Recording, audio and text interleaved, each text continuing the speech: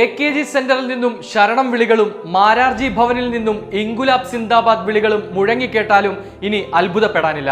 കാരണം കാര്യങ്ങളുടെ പോക്ക് അങ്ങനെയൊക്കെയാണെന്ന് നമുക്ക് വിശ്വസിക്കേണ്ടി വരും.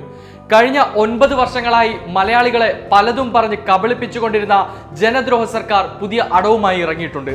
ഇക്കുറി അത് അയ്യപ്പ ഭക്തരെ ലക്ഷ്യം വെച്ചുകൊണ്ടാണ്. ആഗോള അയ്യപ്പ സംഗമം എന്ന പേരിൽ ദേവസ്വം ബോർഡുമായി ചേർന്ന് സർക്കാർ നടത്താൻ ഉദ്ദേശിക്കുന്ന അയ്യപ്പ സംഗമത്തെക്കുറിച്ച് തന്നെയാണ് പറഞ്ഞു വരുന്നത്. ലോക കേരള സഭ നടത്തിയതിന്റെ ഇനിയും തീരാത്ത കടങ്ങൾ, തട്ടിപ്പുകൾ, വെട്ടിപ്പുകൾ, അവയുടെ അലയൊലി അടങ്ങും മുമ്പാണ് വീണ്ടും ഒരു ആഗോള സംഗമം നടത്തുവാൻ CPIM തയ്യാറെടുക്കുന്നത്.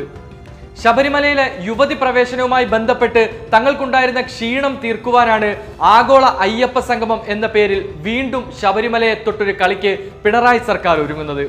അത് എത്രത്തോളം ഫലവത്താകും എന്നുള്ളത് കാത്തിരുന്നു തന്നെ നമുക്ക് കാണണം.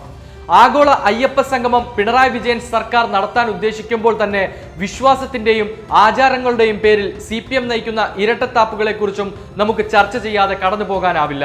എല്ലാ കാലത്തും മതപരമായ വിശ്വാസങ്ങളെ നിഷേധാത്മക നിലപാടുകളോടെ മാത്രമാണ് CPIM കണ്ടിരുന്നത്. കേരളത്തെ മുഴുവനും പിടിച്ചുലച്ച ശബരിമല യുവതീ പ്രവേശനവും തുടർന്നുണ്ടായ സംഭവ വികാസങ്ങളും സമര കോലാഹലങ്ങളും അതോടൊപ്പം തന്നെ ശബരിമല യുവതി പ്രവേശനം എന്ന ഒറ്റ വിഷയം കൊണ്ട് RSSന് കേരളത്തിന്റെ മണ്ണിൽ കാലൂന്നാൻ വളക്കൂറുള്ള മണ്ണ് CPM ഒരുക്കി നൽകിയതും നമുക്ക് മറക്കാനായിട്ടില്ല. ആഗോള അയ്യപ്പ സംഗമവും അതേപോലെ തന്നെ വിശ്വാസ സംഘർഷങ്ങളിലേക്ക് കടന്നുകൂടുമോ എന്നത് കാത്തിരുന്ന് കാണേണ്ടിയിരിക്കുന്നു. ആഗോള അയ്യപ്പ സംഗമം ദേവസ്വം ബോർഡിനെ മുൻനിർത്തി നടത്തുവാൻ LDF തയ്യാറായി മുൻപോട്ട് വന്നപ്പോൾ തന്നെ അതിനു പിന്നിൽ ഒളിച്ചിരിക്കുന്ന രാഷ്ട്രീയ ലക്ഷ്യങ്ങളെക്കുറിച്ച് ചോദ്യങ്ങൾ എറിഞ്ഞുകൊണ്ട് UDFും BJPയും രംഗത്തെത്തിയിരുന്നു. സുപ്രീം കോടതിയുടെ ശബരിമല യുവതി പ്രവേശന വിധിയിൽ സർക്കാർ നൽകിയ സത്യവാങ്മൂലം ഉയർത്തിപ്പിടിച്ചുകൊണ്ടുള്ള ചോദ്യങ്ങളായിരുന്നു അവ. അന്ന് കേരളത്തെ മുൾമുനയിൽ നിർത്തുന്ന രീതിയിൽ നിലപാട് സ്വീകരിച്ച സർക്കാർ എന്തുകൊണ്ടാണ് ഇപ്പോൾ ക്ഷേത്രങ്ങളെയും ക്ഷേത്രാചാരങ്ങളെയും വിശ്വാസങ്ങളെയും സംരക്ഷിക്കുവാൻ മുന്നിട്ടിറങ്ങിയതെന്ന ചോദ്യമാണ് UDFും BJPയും ഒരേപോലെ ഉയർത്തുന്നത്. ഈ വിഷയം നിലനിൽക്കുന്നത് തന്നെയാണ് അയ്യപ്പ സംഗമം തട്ടിപ്പാണെന്ന് UDFും BJPയും ഒരേപോലെ വാദിക്കാൻ കാരണവും. എന്നാൽ കഴിഞ്ഞതെല്ലാം അടഞ്ഞ അധ്യായമെന്ന് ഒറ്റ വാക്കിൽ അതിന് മറുപടി നൽകിക്കൊണ്ട് ആഗോള അയ്യപ്പ സംഘവുമായി മുന്നോട്ട് പോകുവാൻ തന്നെയാണ് CPMന്റെ തീരുമാനം. അന്ന് യുവതി പ്രവേശനത്തിനെതിരെ പോർമുഖം തുറന്ന് നിലകൊണ്ട NSS അടക്കമുള്ള സംഘടനകൾ ചില ഉപാധികൾ വെച്ചുകൊണ്ടാണെങ്കിലും ആഗോള അയ്യപ്പ സംഗമത്തിന് പിന്തുണയുമായി രംഗത്തെത്തിയിട്ടുണ്ട്.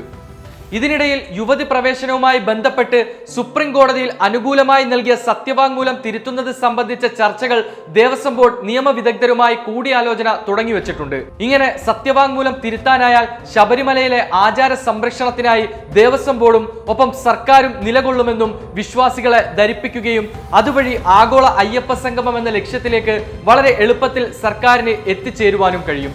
സെപ്റ്റംബർ 20-ന് പമ്പയിലാണ് ആഗോള അയ്യപ്പ സംഗമം നടത്തുവാൻ സർക്കാരും ദേവസ്വം ബോർഡും ചേർന്ന് തീരുമാനിച്ചിരിക്കുന്നത്. എന്നാൽ ഈ ആഗോള അയ്യപ്പ സംഗമം കൊണ്ട് സാധാരണ ഭക്തർക്ക് എന്ത് പ്രയോജനം എന്നുള്ളത് ഒരു ചോദ്യം തന്നെയാണ്. ശബരിമലയിലെ അടിസ്ഥാന സൗകര്യങ്ങളുടെ വികസനം സാധ്യമായാൽ അതൊരു പരിധിവരെ ഭക്തർക്ക് സഹായകരമാകും എന്നല്ലാതെ പതിവ് പോലെ കോടികൾ ദൂർത്തടിച്ച് ശബരിമലയെയും അയ്യപ്പനെയും തങ്ങളുടെ ഗൂഢ രാഷ്ട്രീയ ലക്ഷ്യങ്ങൾക്ക് ഒരു മറയാക്കി മാറ്റുവാനാണ് പിണറായിയുടെയും ദേവസ്വം ബോർഡിന്റെയും തീരുമാനമെങ്കിൽ അതുണ്ടാക്കുന്ന പ്രത്യാഘാതങ്ങൾ വലുതായിരിക്കും. കാരണം ശബരിമല യുവതി പ്രവേശന വിഷയത്തിൽ അടിതെറ്റിയ CPMന് ആ ഒരൊറ്റ കാരണം കൊണ്ട് 2019 ലോക്സഭാ ഇലക്ഷനിൽ പച്ച തൊടുവാൻ കഴിഞ്ഞിരുന്നില്ല. ആഗോള അയ്യപ്പ സംഗമം എന്ന പേരിൽ ശബരിമല ഭക്തരുടെ മൊത്തം അവകാശങ്ങളും കുത്തകയാക്കി എടുത്തുകൊണ്ട് മുൻപോട്ട് വരുന്ന സർക്കാർ 2018 നാമജപ ഘോഷയാത്രയിൽ പങ്കെടുത്ത ഭക്തർക്കെതിരെ സ്വീകരിച്ച നടപടികളും പോലീസ് കേസുകളും പിൻവലിക്കാൻ തയ്യാറാണോ എന്നുള്ളതും UDFും BJPയും ഉയർത്തുന്ന ചോദ്യങ്ങളാണ്. ആഗോള അയ്യപ്പ സംഘവുമായി സഹകരിക്കില്ല എന്ന് ഇതിനോടകം തന്നെ UDF നിലപാട് അറിയിച്ചു കഴിഞ്ഞു. സർക്കാരിന് മതപരമായ കാര്യങ്ങളിൽ ഇടപെടാൻ നിയമപരമായി അധികാരമില്ലാത്തതിനാൽ ഇത്തരം കാര്യങ്ങൾക്ക് സർക്കാർ പണം മുടക്കുന്നത് ഭരണഘടനാ വിരുദ്ധമാണെന്നും അയ്യപ്പ സംഗമത്തിന്റെ ലക്ഷ്യം രാഷ്ട്രീയവും വാണിജ്യപരവും ആയതിനാൽ ആഗോള അയ്യപ്പ സംഗമം തടയണമെന്ന് ആവശ്യപ്പെട്ടുകൊണ്ട് ഹൈന്ദവ ഫൗണ്ടേഷൻ ട്രസ്റ്റ് ഹൈക്കോടതിയിൽ ഹർജി നൽകിയിരുന്നു. ഇത് പരിഗണിച്ച കോടതി ആഗോള അയ്യപ്പ സംഗമം നടത്തുന്നതിൽ സർക്കാരിന് വേണ്ടത്ര സുതാര്യതയില്ലെന്ന് നിരീക്ഷിച്ചു. സ്വകാര്യ വ്യക്തികളിൽ നിന്നും അയ്യപ്പന്റെ പേരിൽ സ്പോൺസർഷിപ്പ് സ്വീകരിക്കുന്നതിൽ ശരികേടില്ലേ എന്നും സ്പോൺസർഷിപ്പിന്റെ കാര്യത്തിൽ സർക്കാരിന് എന്ത് വ്യക്തതയാണുള്ളതെന്നും കോടതി ചോദിച്ചു. ദേവസ്വം ബോർഡിന്റെ പ്ലാറ്റിനം ജൂബിലി ആഘോഷവുമായി ബന്ധപ്പെട്ടാണ് ആഗോള അയ്യപ്പ സംഗമം നടത്തുന്നതെന്നും എന്നാൽ ദേവസ്വം ബോർഡിന്റെ പ്ലാറ്റിനം ജൂബിലിക്കും അയ്യപ്പ സംഗമത്തിലും തമ്മിൽ എന്താണ് ബന്ധമെന്നും സ്പോൺസർഷിപ്പിലൂടെ ഇതിന് പണം കണ്ടെത്തുന്നു എന്ന വിവരം ഞെട്ടിപ്പിക്കുന്നതാണെന്നും സർക്കാരിന് പരിപാടി നടത്തിപ്പുമായി ബന്ധപ്പെട്ട് യാതൊരു വ്യക്തതയുമില്ലെന്നും ഹൈക്കോടതി നിരീക്ഷിച്ചു. ആഗോള അയ്യപ്പ സംഗമത്തിന്റെ ഫണ്ട് സമാഹരണവും സാമ്പത്തിക ചിലവുകളും ഉൾപ്പെടെയുള്ള കണക്കുകൾ വിശദമായി സമർപ്പിക്കണമെന്നും ഹൈക്കോടതി ആവശ്യപ്പെട്ടു. ജസ്റ്റിസുമാരായ ദേവൻ രാമചന്ദ്രൻ, VM ശ്യാംകുമാർ എന്നിവരുടെ അവധിക്കാല ബെഞ്ചാണ് ഹർജി പരിശോധിച്ചത്. 9-ന് ഹർജിയിൽ വിശദമായ വാദം കേൾക്കുകയും ചെയ്യും. എന്തായാലും ശബരിമലയിലെ എല്ലാ ആചാര അനുഷ്ഠാനങ്ങളെയും കാറ്റിൽ പറത്തിക്കൊണ്ട് യുവതി പ്രവേശനത്തിന് അനുകൂലമായ സത്യവാങ്മൂലം സുപ്രീം കോടതിയിൽ സമർപ്പിച്ച, ശബരിമലയിൽ കനത്ത പോലീസ് സുരക്ഷയിൽ വനിതകളെ കയറ്റുവാൻ ശുഷ്കാന്തി കാണിച്ച പിണറായി വിജയൻ സർക്കാരിന് എന്തുകൊണ്ടാണ് ഒരു ദിവസം പുലർന്നപ്പോൾ പെട്ടെന്ന് അയ്യപ്പ ഭക്തരോട് ഇത്ര സ്നേഹമുണ്ടാകുവാൻ കാരണമെന്ന് അരിയാഹാരം കഴിക്കുന്ന മലയാളികൾ ചിന്തിച്ചാൽ അത് അത്ഭുതമെന്ന് പറയേണ്ട കാര്യമില്ല. ആഗോള അയ്യപ്പ സംഗമത്തിന് പിന്നിൽ ഒളിഞ്ഞിരിക്കുന്ന അജണ്ട എന്തെന്ന് മനസ്സിലാക്കുവാൻ മലയാളികൾ തയ്യാറായിരിക്കണം.